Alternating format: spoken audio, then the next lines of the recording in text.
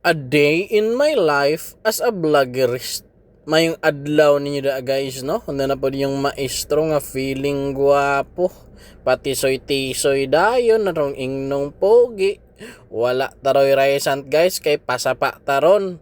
Pero hapit sa tag 7-Eleven kay gigutom ang person. Aw pagkauman, larga dayon.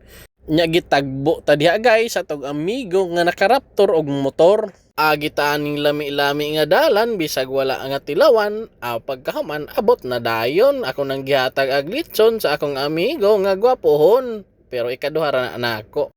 Diri day taron maligo guys sa gitawag nila ug unsa dagway toy ngalan nga sapa. Kamo kuno, kabalo mo ani? 100 Gcash sa unang sakto ang tubag. Dapat correct spelling ug naka-follow, like, and share. Pwede mo motubag basta wala mo makita ani nga video.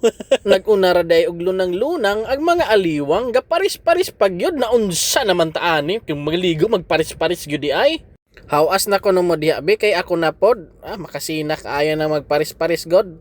Pero tan-awa ra gud ninyo ng view diha guys. Lami gi kaayong dalaan diri og chicks. Nanghingog mo na lang gani atong amigo diya nga single. Na apo de katong mga amiga nga feeling guwapa. Pero to ang tuyo diri guys, kaon gyud dili ligo, kaon. Kaon jud ba? Lami kaya tong bahog diya pero nawad-an tagana kay magparis-paris man pud ay mga on oy. Oh, tanawa pagod na. Di na wa na jud ni na mao. Atong amigo diya, lukatawa naman kay way paris. Nya kay diyang dapita busog na tanya kita tag chicks na ligo. Paspas dayong agi nato diya. Tan-awan niyo guys, pakiton ta mo. Unsaon ako paglumos. Dugay-dugay ta diya nagsalom-salom guys para makita nato ang angay makitaan. Di ana. Dito nga na. Ang piling gwapo. Oh, so refreshing katamis sa tubig. Ang makatamis sa iyang gugmahay nako. Palayo-layo tagamay guys kaya wag yun makasina kaya ng sig paris-paris diha aritas pabukid gamay.